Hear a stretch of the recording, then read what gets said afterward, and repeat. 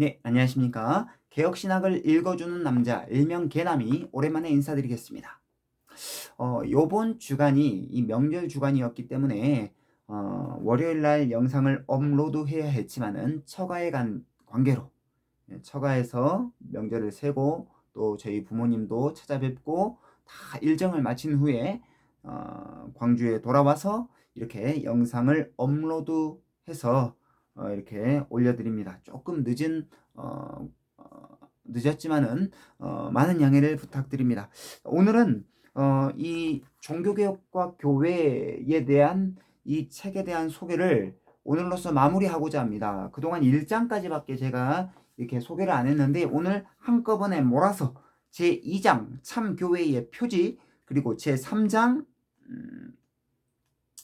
교회의 속성, 그리고 제4장 교회와 직분, 이렇게 나머지 2, 3, 4장에 대한 소개를 쭉 해드리고 이제 오늘 이 책에 대한 마무리를 하고자 합니다. 자, 먼저 제2장입니다. 참교회의 표지. 우리가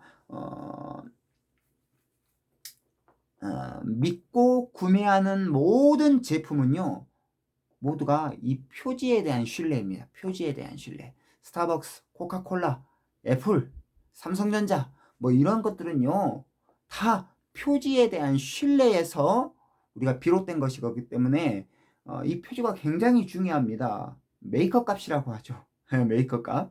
그런데 참 교회의 표지, 그러니까 여기가 교회다라고 하는 것을 보여주는 이 표지가 존재하는데, 그 표지를 종교개혁자들은 세 가지로 말해주고 있습니다. 그러면 왜 이 표지가 필요하냐? 세상에는 모두가 다 내가 교회입니다, 우리가 교회입니다 라고 이야기를 하지만 그것을 분별하고 분간할 수 있는 표지가 존재해야 된다는 거죠. 그 표지를 세 가지로 종교개혁자들은 정리했습니다. 첫 번째, 순수한 복음이 설교되어야 합니다. 바로 그것이 참된 교회의 표지입니다. 첫 번째, 순수한 복음의 설교. 두 번째, 그 순수한 설교에 따른 성례에 합당한 시행입니다. 성례, 성찬과 세례. 그러니까 이 세례와 성찬을 합당하게 이렇게 시행되는 곳이 바로 교회다라는 거죠. 세 번째, 권징입니다. 권징. 세 번째는 이 권징입니다. 이 권징이라고 해서 이 권징이 꼭 잘못된 것만 씹어라고 책망하는 뭐 이런 것으로 우리가 오해할 수도 있지만, 이 권징이요, 영어로 disciplin입니다. disciples, 그러니까 이 제자라는 말에서 이 말이 왔는데요. 이 신실한 이 권징은요,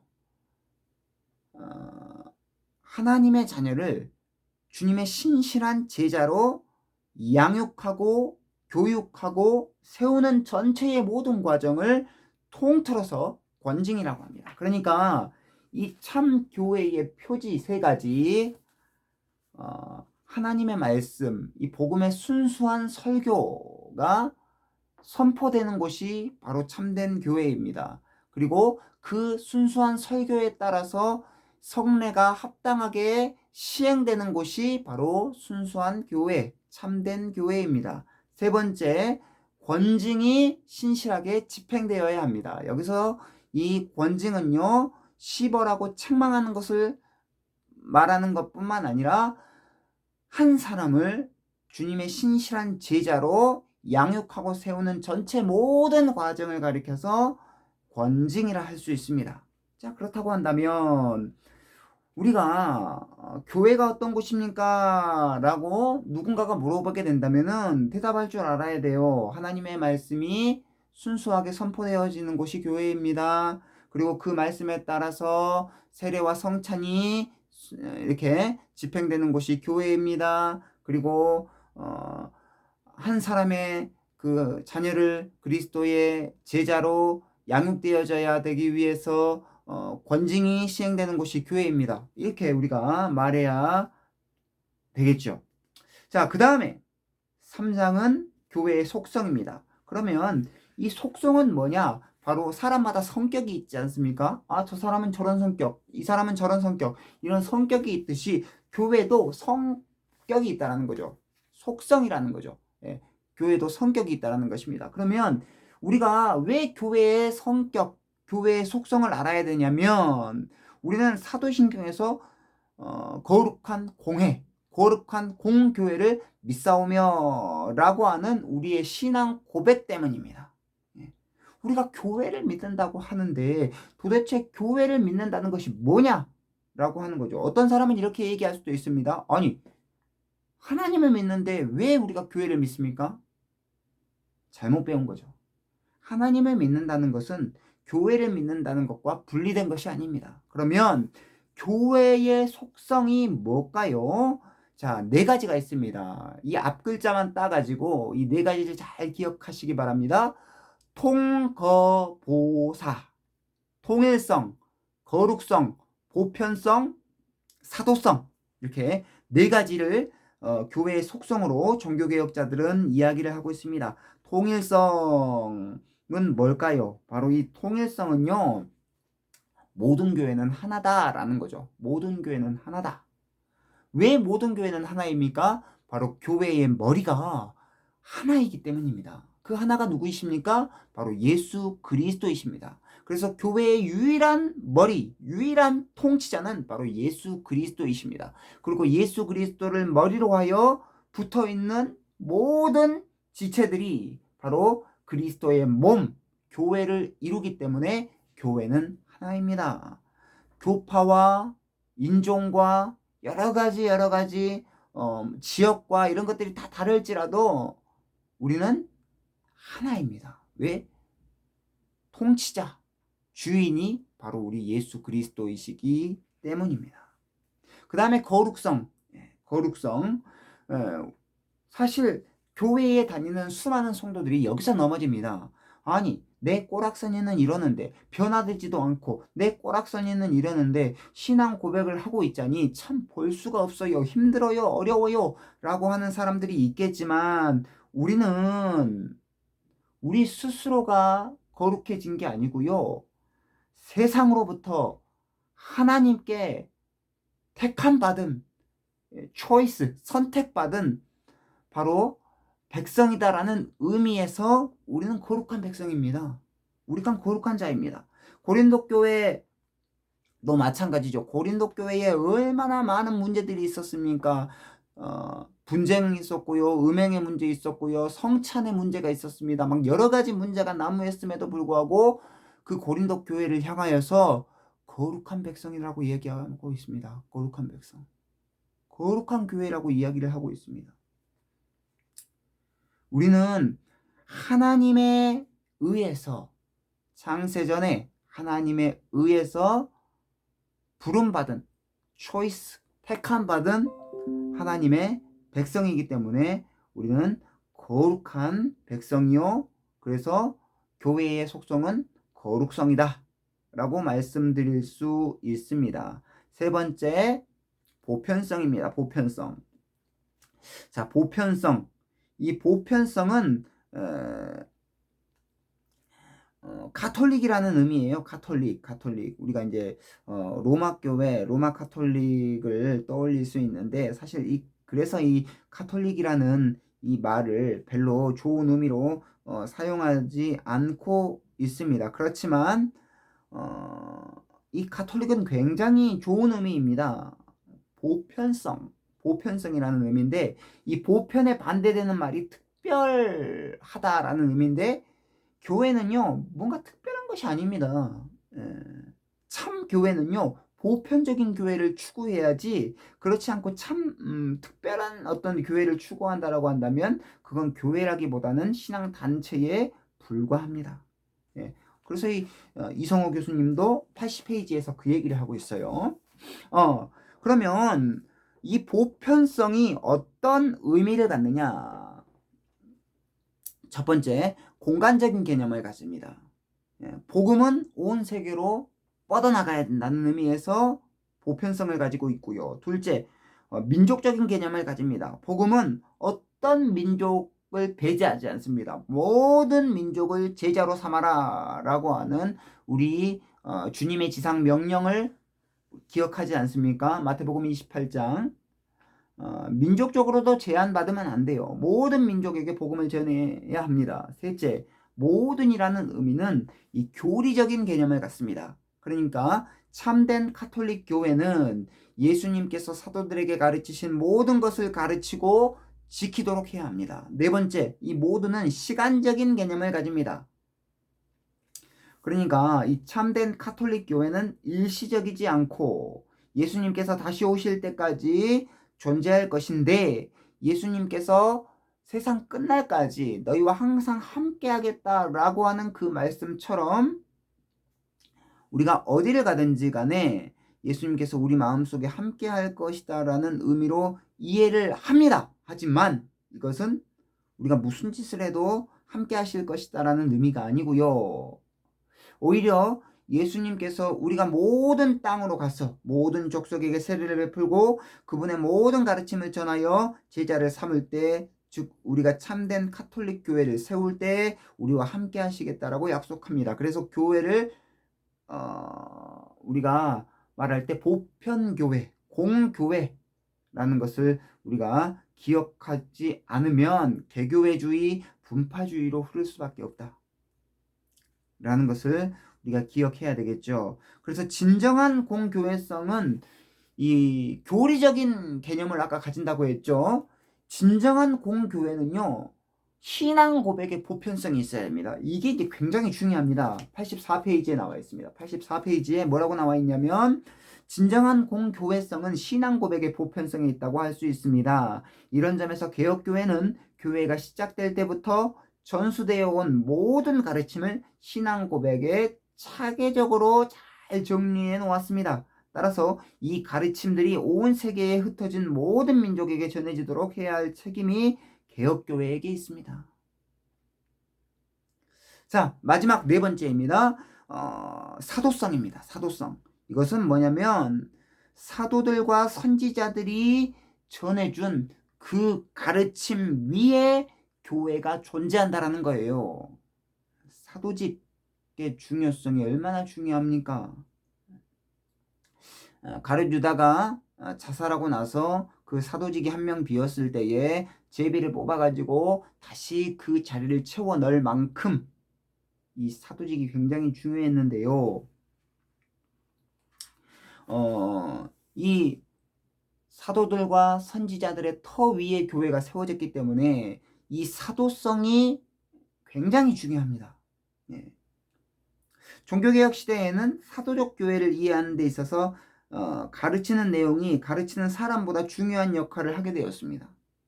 때문에 종교개혁자들은 사도들의 가르침을 한 곳에 모아서 체계적으로 정리할 필요성을 느꼈고, 바로 그것이 신앙 고백서와 요리문답입니다. 계속해서 이 이성호 교수님은 종교개혁자들이 정리해 놓은 이 신앙 고백서와 요리문답의 중요성을 계속 강조해 주고 있습니다.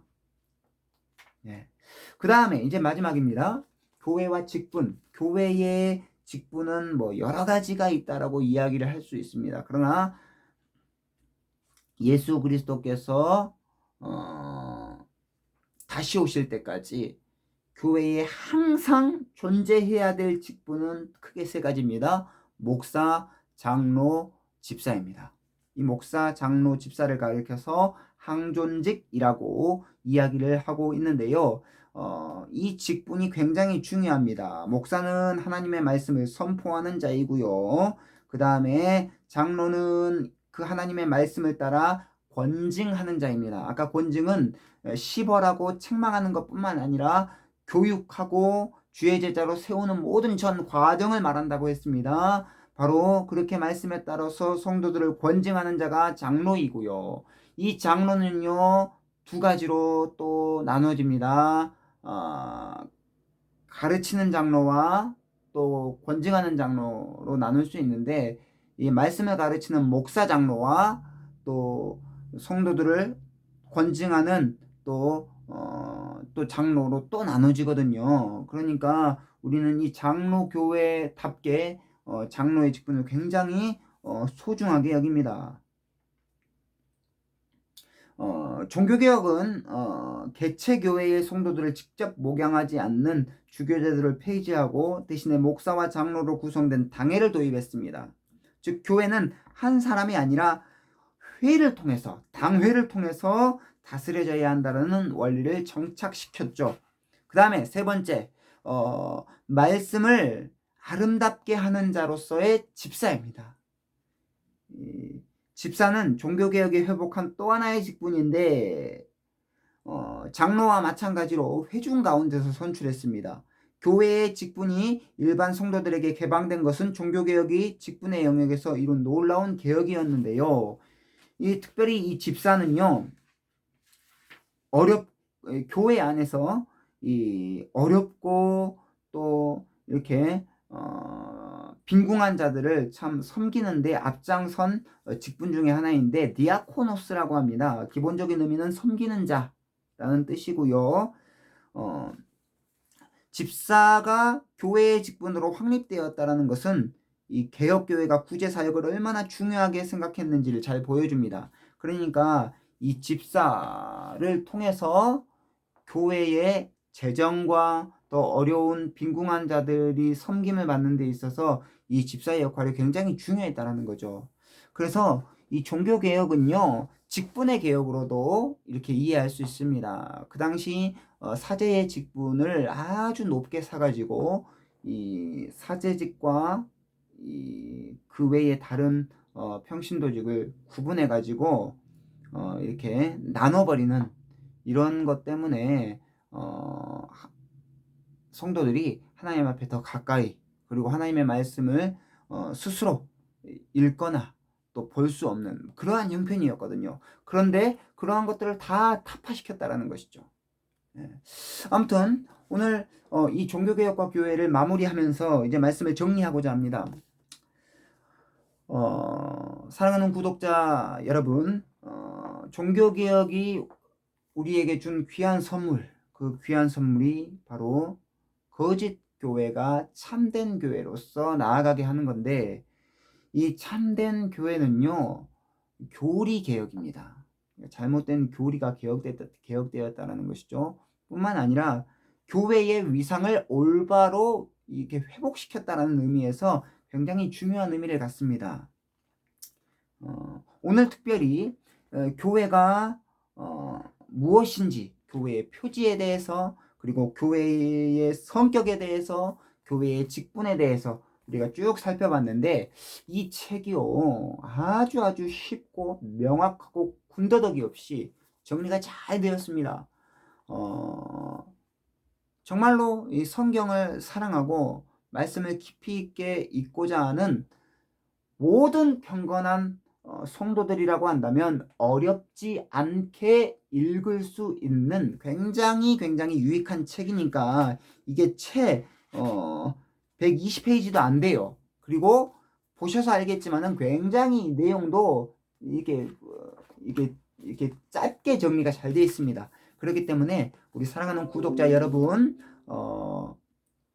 이 종교개혁과 교회 꼭 사서 정독하시고 읽고 또 읽게 되면은 내 영혼을 귀한 진리로 잘 세우는데 아주 큰 도움을 받을 수 있을 테니까, 우리 사랑하는 구독자 여러분, 개혁책방 많이 사랑해 주시고 이 개남이 많이 이렇게 찾아주셔서 정말로 개혁신학이 한국교회를 살리고 또 한국교회를 세우는데 조금이나마 이 부족한 제가 쓰임받기를 함께 기도해 주시기 바랍니다. 예, 그 다음 도서는 제가 미리 안내해 드리겠습니다. 그 다음 도서는요, 설교 어떻게 들을 것인가 라고 하는 이 손재익 목사님의 책인데요. 이 책은 제가 이제 며칠 내로 다시 이렇게 업로드해서 유튜브 영상으로 올리도록 하겠습니다.